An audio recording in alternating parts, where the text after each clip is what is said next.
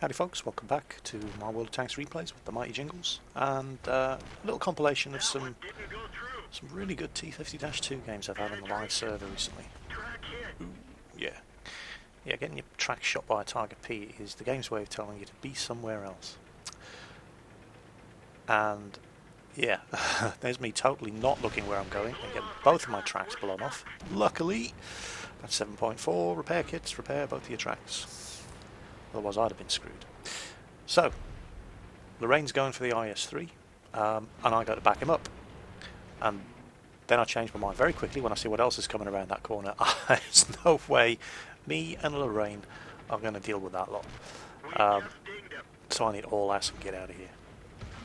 Oh, that was a big hit. You can take one big hit, possibly two big-ish hits in these little buggers, but no more than that. But it certainly has the speed to get out of trouble if you can just avoid getting hit. So we've got that Lorraine's still alive, but he's almost certainly out of ammo and he's going to get picked off. There he is.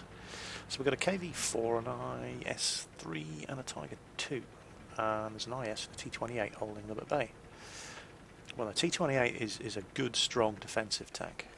I think he's about to nail that IS-3 as he's in the open. Yeah. Bang, bang, there we go. IS hit him, T-28 finished him off. So, oh, Tiger 2 showing me his ass. Oh, that was not the smartest thing you've ever done, mate. Oh, now they're both looking at me. Get the hell out of there. Right, that IS has taken a big old hit. He's only on 40%. He's pulling back. Yeah, and if these guys are going to keep ignoring me, I am going to keep shooting them. But it's important I keep tabs on where they both are for that IS and T-28, and I lose sight, I don't know how, but I lose sight of the Tiger 2. Now the IS is proximity detecting the KV-4 because they're so close, and I'll keep popping out and lighting them up.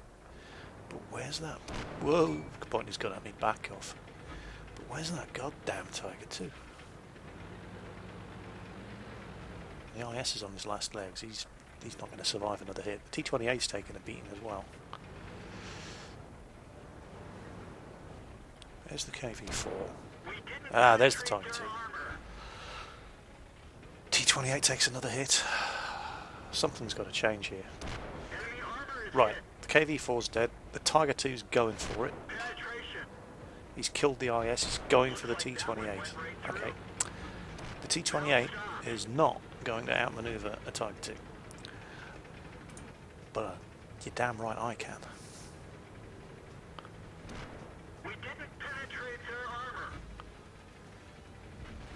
Oh, T-28 isn't going to survive another hit.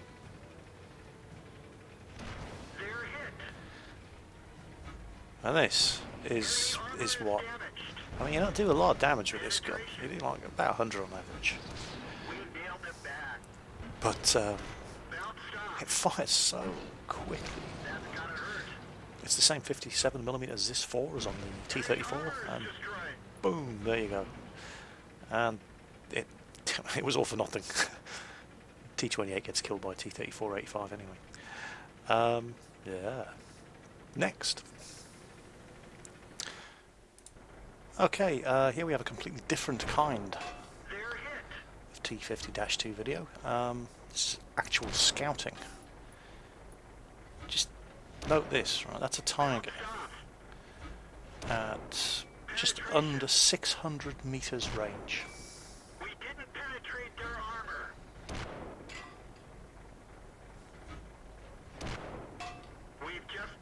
Just watch this. Oh man, yeah, 600 meters range kill shot with a 57mm Dis 4. Really is a great gun.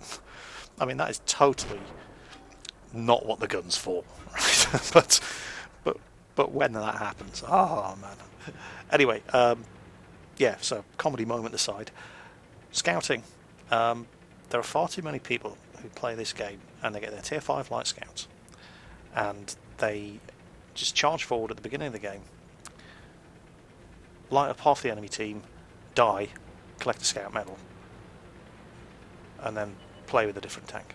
That's not scouting. That's getting yourself killed. That's being a retard.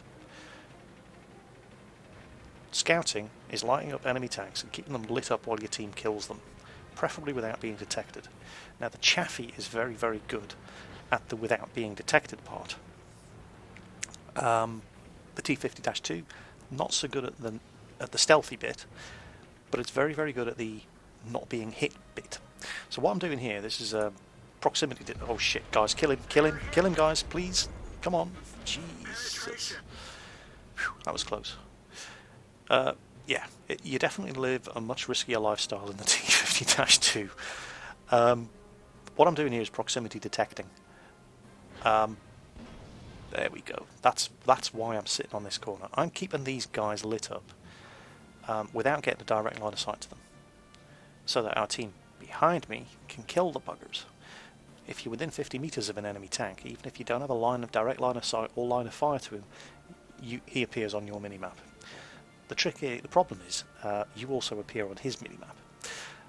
Now, there's one Jagdtiger. I know there is another Jagdtiger up there because I saw one take damage earlier, and he's at 100%.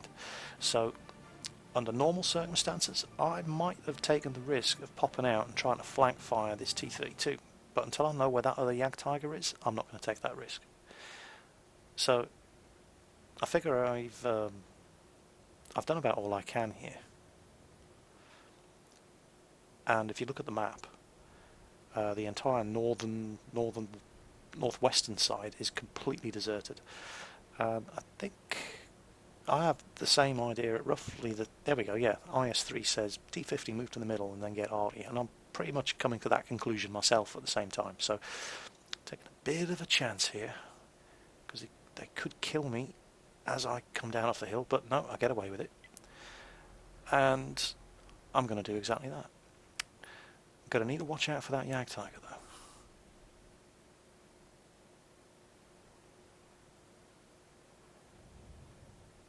Now this is something that all the tier 5 light tanks are very good at doing, particularly the VK-280, whatever what's the name of the German tier 5 light? 2601, 2801, whatever it is. That and the T-50-2, very, very good at hunting down enemy artillery. The VK-2801 is very good at hunting down and killing enemy artillery. It has a really, really good 105mm howitzer. The T-50-2, I'm not saying it can't kill enemy artillery when it comes across it, but it's far better at just spotting them. Whoa, Jesus, Jagdtiger, get out, get out, get out. It's far better at just spotting them and letting your arty kill them. And there we go. Now, by all means, put a few shots into it. But when you're doing this, don't get too close. Alright, you are here, so your artillery can do this.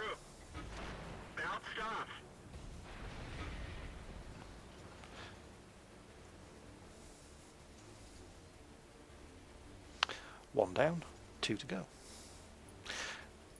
Now what a lot of people don't realise is scouting, you don't even have to fire a shot to earn credits and experience. There's the other one. Now again, I don't have to kill him, I just have to keep him lit up so our artillery can kill him. And our arty is actually talking to me here. The Hummel driver said, give me 10 seconds. Because he's reloading, and sure enough, there he goes, kills him. Sweet. So you use that speed and manoeuvrability to just dodge their fire while you try to find their remaining artillery. Now, if I was him, I might be sitting over here because we don't have anybody there, and it's this place hasn't been scouted at all. So I'm going to have a quick look for him up here. Turns out he's not here at all. He's actually sitting at the top end of the valley over there. But this is how I play the T-50-2. I play it as a dedicated scout. Now, if you want to see more of the previous example, T-50-2's basically owning other tanks. I'm not very good at that. I mean, I can do it, but I really don't have the sense of timing that other T-50-2 drivers have. If you want to see some fantastic replays of this tank completely owning other tanks in random battles, I highly recommend you check out my list of featured channels on my front page and look for Highflyer 15's channel. He does the World of Tanks tips channel. He is an exceptionally good T-50-2 driver. Myself, I tend to play it more as a dedicated scout rather than hunting and killing enemy tanks. I like to get the big boys to kill things for me, and unfortunately this is pretty much where my luck runs out in this thing. Oh, Let's get out of here. yeah, that could have been 3 for 3, but yeah. And we ended up winning that game, which was, you know, which was nice. So yeah, T-50-2, great little tank. I'm going to be very, very sad when they remove it from the game, as Wargaming Net have said they're going to. I mean, it does defy the laws of physics.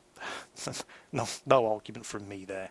But that is what makes it so much fun. And you, as I said, you know, you don't have to get kills in the thing to earn credits and experience. You just keep stuff lit up and you let your big boys kill them for you. Or if you prefer a more dangerous lifestyle, by all means, use the thing to get stuck in. It's definitely a highly specialised skill set, one that I don't really have. I tend to do better in the Chaffee than in this. The Chaffee's got a great gun. I mean, there's this 4 on the T-50-2 is a pretty good gun, but it's not very accurate. It does tend to miss a lot, whereas the Chaffee's gun and the VK2801's guns are very, very dangerous. So that was the T-50-2, doing a bit of dry humping bigger tanks to death and then doing a bit of proper scouting. Hope you enjoyed them. Maybe you even learned something from them. You never know. So catch you next time. Now here we have a completely different situation. We're not bottom of the tier list. We're actually in the top half. And this is a subscriber replay. This is from Monty Droppings. In his T-50-2, and this is where I get a bit out of my depth when I'm driving this tank. More so on this thing than I do on the Chaffee. If you take the Chaffee and you put it in a tier 7 game, I'm okay with that, because the Chaffee handles more like an actual tank than this does. And when you're this tier, when you're tier 5 in a tier 7 game, even though you are still a light tank, you kind of assume more of a medium tank role because you're capable of doing that much more damage to the enemy team. And I can handle that in the Chaffee because the Chaffee plays more like a medium tank in the first place. Driving one of these things in this sort of game, I really struggle. It's as if I don't know what to do. Monty, on the other hand, here clearly loves being in this sort of situation. Because, not me, however, because this thing is just so, there you go, bit of a dirt moment. These things are so hard to steer. And it's because this thing doesn't handle like a medium tank at all whatsoever. You're still pretty much in exactly the same role, in exactly the same situation, regardless of the tier spread of the match that you're in. This thing just plays the same. You can afford to be a lot more aggressive with it, however, in this sort of match, and I'm just not a good enough T-50-2 driver. Monty here definitely is. Watch what he does to this T-43. Now this is one of the best tanks on the enemy team.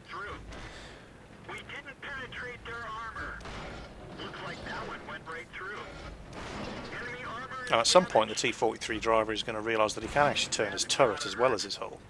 But even so, this is just humiliating. We've hit them hard. We nailed them back. We've hit them hard. Enemy armor is damaged. Looks like that one went right. And you can see the difference We finished them off. between the gun on the T-50-2 and the gun on the Chaffee, for example. Went right through. Whereas this gun is technically more accurate. We nailed it back. 0.34 accuracy. does tend to have a bigger aiming circle, more dispersion. I mean, the Chaffee's gun, 76mm gun, has about the same rate of fire, about the same penetration, does a little bit more damage, but it's the aiming circle. The size of the Chaffee's aiming circle just never seems to change. It's just as consistent at 55 kilometers per hour at top speed as it is at, parked stationary up behind a T-52.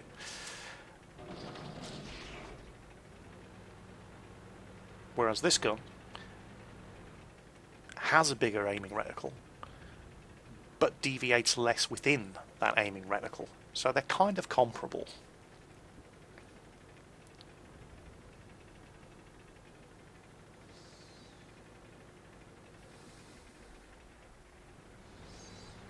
Just for the sake of reference, the gun that we're using on the T-50-2 here, which you see most T-50-2 drivers using, is the 57mm ZIS-4.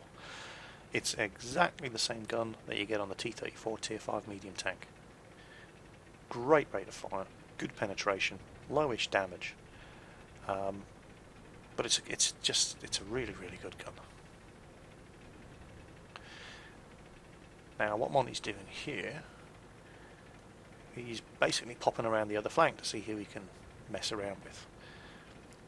You'll see him sticking to the naps of the earth, using the folds of the earth to cut. I mean, there's not a lot of cover around here, so he's basically keeping as much ground between himself and the enemy guns. And it looks like he's going for that low 8% Tiger, but then he spots that Tiger P. Now the Tiger P's tucked up against the wall, so he can't circle him. So instead of going for him, juicy artillery and a Jagdpanzer 4. Come on, do your worst. Enemy armor is hit. Now, We nailed it bad. there are 2 artillery, 2 tank destroyers, no, 3 artillery, 2 tank destroyers and a medium tank, and a heavy tank shooting at him That here. one didn't go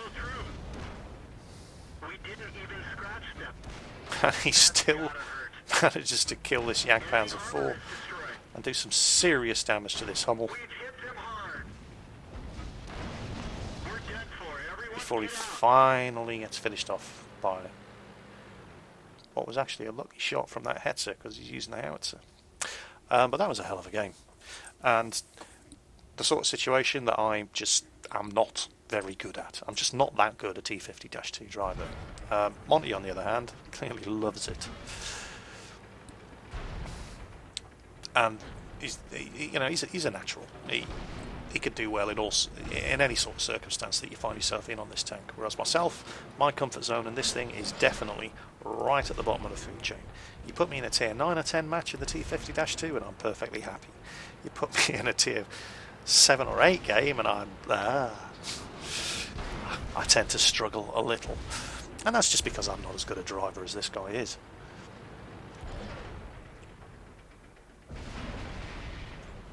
But this was a hell of a game.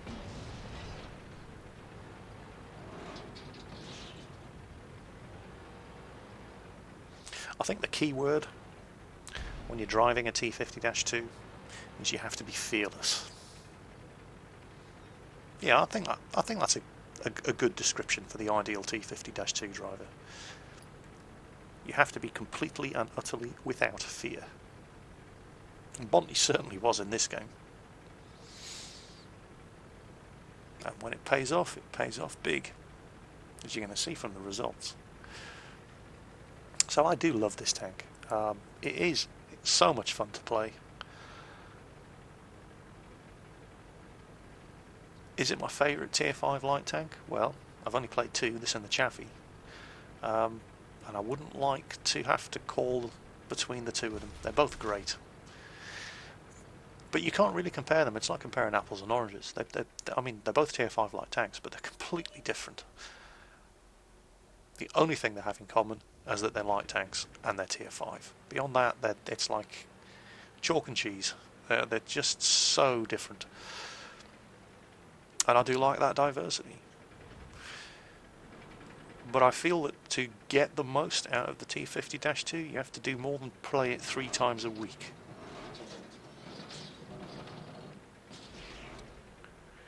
It definitely requires more practice than the Chaffee does.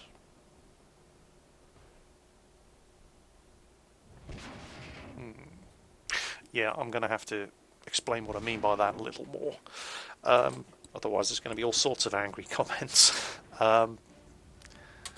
Yeah.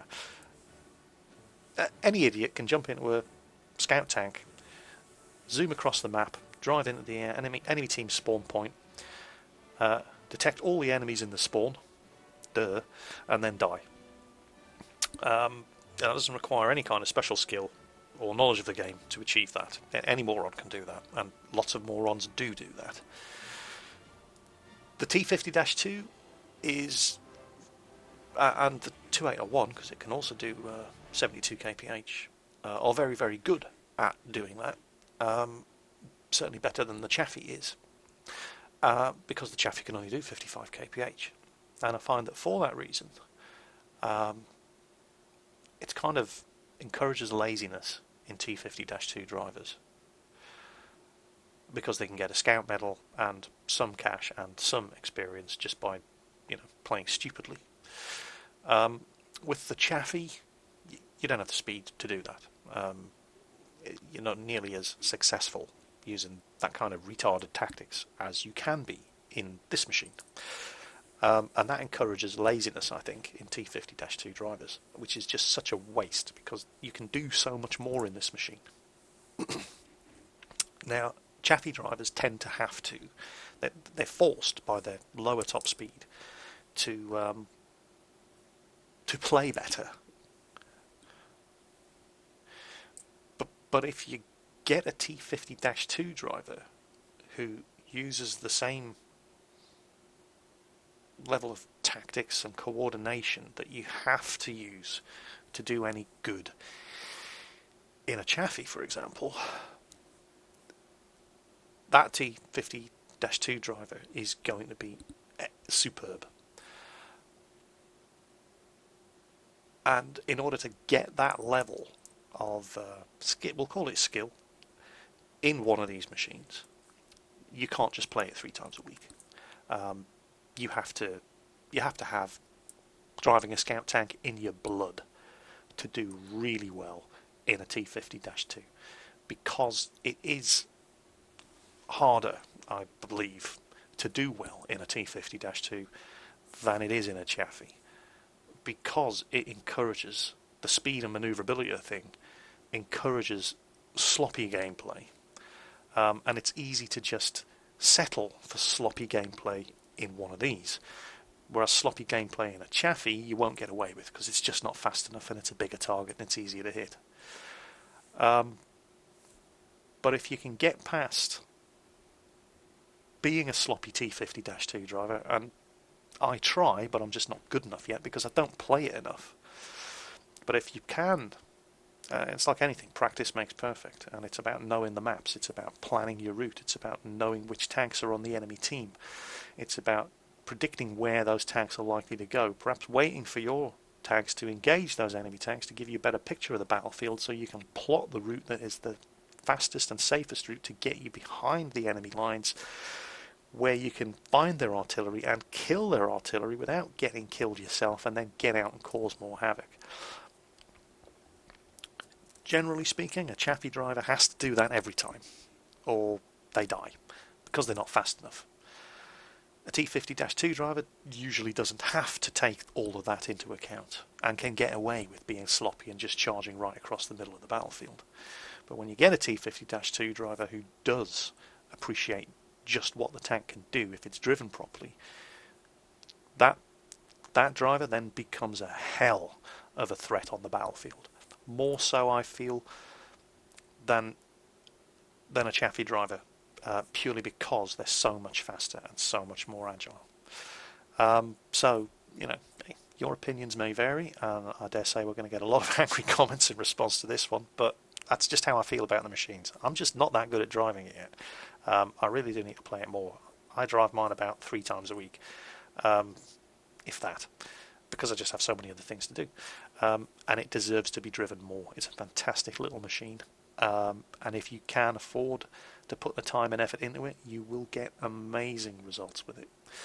So that was the T-50-2, hopefully showcasing a broad range of situations in which it can do really, really well.